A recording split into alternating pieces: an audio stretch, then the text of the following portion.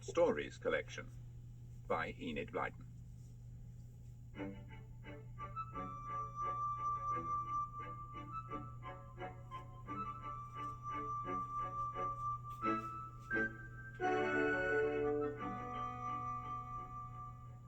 Good Old Timmy.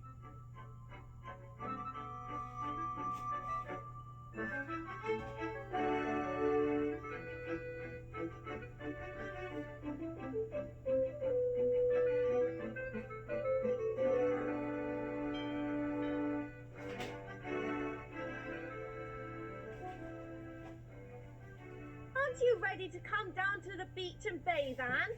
We're all waiting for you. Do hurry up. Georgina, will you stop shouting all day long? How can I work, for pity's sake? Clear out of the house. We're just going, Daddy. And as we're taking a picnic lunch, we shan't be disturbing you for some time. I know you're on a big job.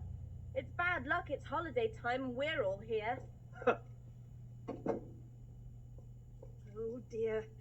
Was that your Uncle Quentin shouting again? Never mind. He doesn't mean to be bad-tempered, but he really is on a big job at the moment. And he's trying to get some figures for the scientist he's working with, Professor Humes, who is staying in Kirin at the Rollins Hotel. Now, here are your sandwiches, and biscuits, and apples.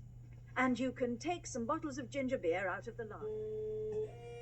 Just then, Anne raced down the stairs, and the five, all in swimsuits, went off to the beach to bathe and laze and play games on the sands.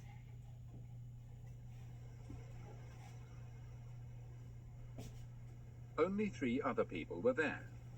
2 men and a lonely-looking boy. Julian found a cool cave and put the food on a shelf of rock. What about a swim straight away? Hello? Tim's off to rub noses with that dog we saw yesterday. The big ugly brute we didn't like much. He belongs to those 2 men. They're not much to look at either. I wouldn't like to meet them on a dark night. Well, Timmy seems to like their dog all right, Julian. Look, there's that kid coming along the beach again. The one we saw yesterday. Should we ask him to come bathing with us? He seems to be all on his own. Look out, kid. Don't get knocked over by our dog. Timmy had come racing up joyfully, chasing the other dog, and the boy went sprawling as they galloped round him. Timmy turned in surprise and saw the boy rolling over and over on the sand. He gave an apologetic bark and ran to the small boy, licking and sniffing at him. The boy was very frightened of Timmy, and Julian ran to him. He's only making friends. He's only saying he's sorry he knocked you over. He won't hurt you. Come on, get up. We were just going to ask you to come and bathe with us. The boy stood up, shaking the sand off himself. He looked to be about 9 or 10 and rather small for his age. Well, thanks. I'd like to bathe with you. I'm Oliver Humes, and I'm staying at the Rollins Hotel. Then your father must be a friend of our uncle.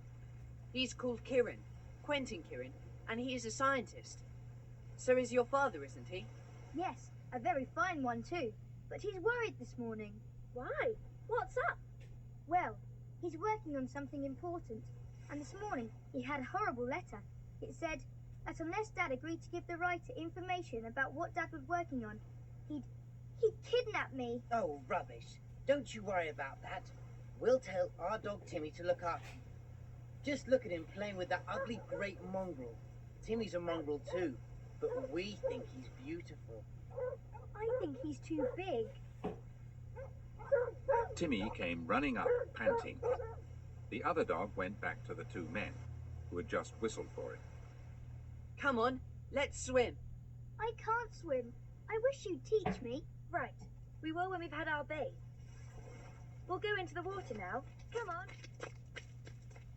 And soon the 5, Timmy too, was splashing in the sea, yelling and diving in and out, having a glorious time, while Oliver paddled near the shore. Then suddenly Julian gave a shout and pointed to the beach. Look! What's happening? Hey! All the 5 looked and saw something very surprising. The two men who owned the big brown dog were dragging Oliver out of the water, one with his hand over the boy's mouth. They're kidnapping him. Remember that threatening letter he told us of that his father had this morning? Come on, quick. See if we can stop them. Timmy, come on now. They swam to the shore and slipped hurriedly into their sandals. They've taken the kid up the cliffs. They're at the top, look. After them, Timmy. But not even Timmy could get up the cliffs in time to rescue the screaming boy. Julian was at the top first with Timmy, just in time to see a car driving off. The big dog was galloping after it. Why didn't they take the dog in the car too? Perhaps he's a car-stick dog. Anyway, I bet he knows where the men are going and has been ordered to follow. If the car doesn't go too fast, he can easily keep up. I've got the number anyway. Listen, I think Anne's right when she says the dog must know where the men are going. And it can't be far if the dog can run the whole distance. Timmy was not listening. He was sniffing the ground here and there. Then suddenly he began to trot along the cliff road, nose to ground. George gave a sudden exclamation. He's sniffing the other dog's tracks. He knows his smell. He's following it. You're right. Look, let's see if he'll follow the trail properly. He might lead us to Oliver. Tell him, George. He always understands every word you say. Timmy, listen. Follow, Timmy. Follow. Understand? Timmy lifted his big head and looked hard at George, his ears cocked, his head on one side. Yes, he understood. Then, with nose to ground, he trotted swiftly away down the cliff road, sniffing the tracks of the other dog. How did he do it? What a nose he had, old Timmy. Very steadily, Timmy followed the scent down the cliff road, turned off to the left, trotted down a lane, swung to the right, then to the left. He waited at the traffic lights, and when they changed to green, he crossed the road and then trotted right through the town, nose to trail. The children padded behind in their swimsuits, Anne getting very puffed. At the other end of the town, Timmy turned to the left and padded down a lane, nose still on the scent. The four followed closely. I shall have to rest shortly. They passed a garage, outside which stood a black car being filled with petrol. I say, that's the car that took the boy away. The men are in it, but I can't see Oliver. And that great dog isn't anywhere about either. Well, they must have hidden Oliver somewhere not far off. And then they came back here for petrol. Go on, Tim, old fellow. You're on the right trail. I expect they've left that dog in charge of the boy. I bet if anyone went near, he'd tear them to pieces. And I don't want Timmy in a dog fight. Julian came to a stop. Timmy, however, went on and wouldn't come back, even though George called him. Obstinate old thing. Once he's following a trail, nothing on earth will stop him. Well, I'm going after him in case he gets into trouble. Look, Timmy's gone through that gateway into a field.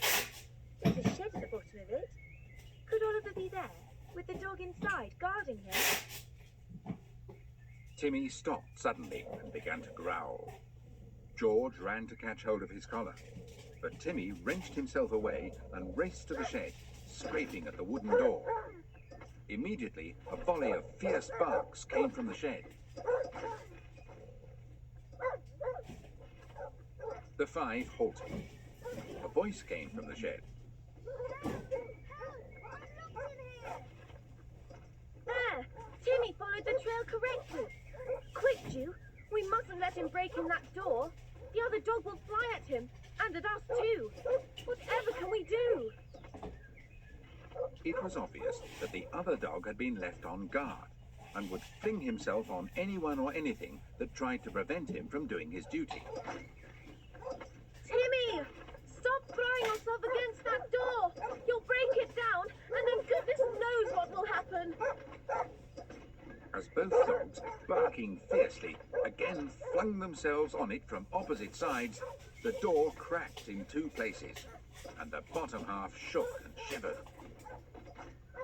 Anne! George! Quick! Come with me! He may get attacked by the dog once he gets out. Run! Perhaps we could climb that tree, look! Oh, buck up, for goodness sake! Terrified, the 2 girls raced for the tree, and the boys shoved them up, clambering onto a branch themselves. Crash! The door fell to the ground, broken in half. And at once, the great mongrel leapt out. But it took absolutely no notice of Timmy. It ran instead to the tree and stood below, growling fiercely. Timmy stood staring in surprise. Why was this dog growling at the children? It was all a mistake, Timmy decided, and he must put it right. He ran to the tree and whined as if to say, "It's all right. Do come down and play with us." Then he went to the other dog and whined to him too.